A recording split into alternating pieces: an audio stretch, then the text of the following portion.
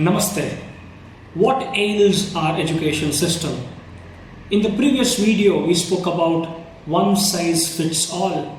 How our education system does not look at varied interests and varied careers. In today's video, I would like to focus on one other aspect which needs a huge transformation: the examination system or the evaluation system.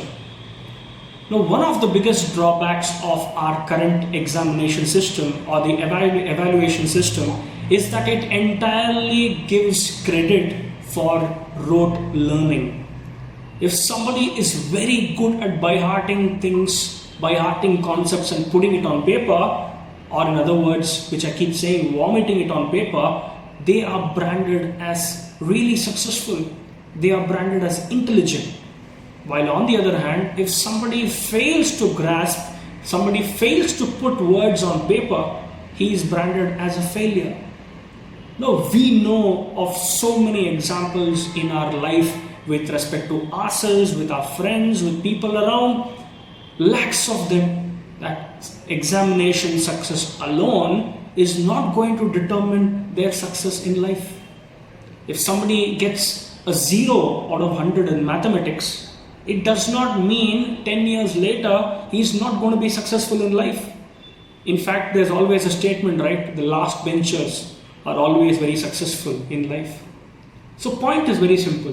What should be the objective of an examination?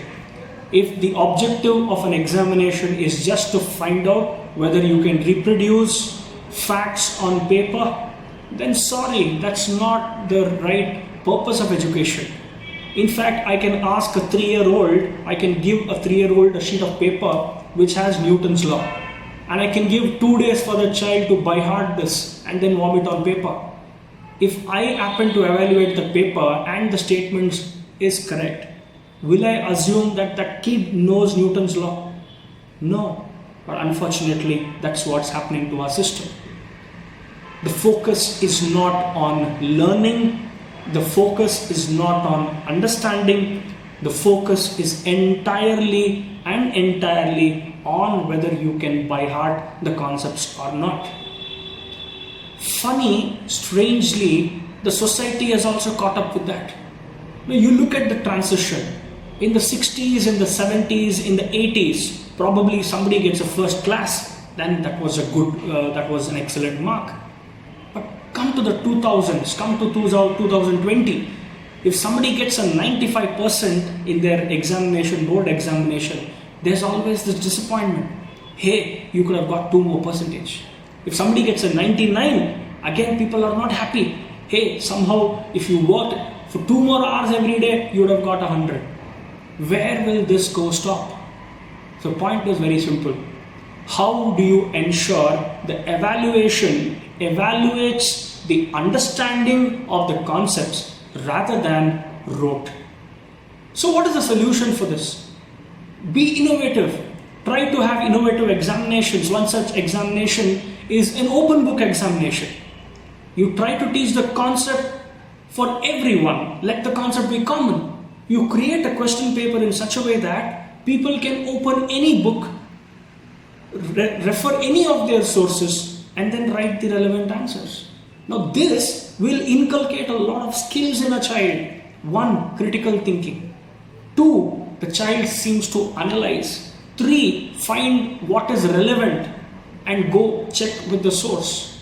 And 4, most importantly, this gets the child thinking in those 3 hours. Whereas right now what's happening in those 3 hours, the focus is only on maximizing to ensure that the child gets marks. There's another way of doing it. Let's not brand people as distinction holders or first class students or second class or failures. Have a system where you do not call anybody as a failure.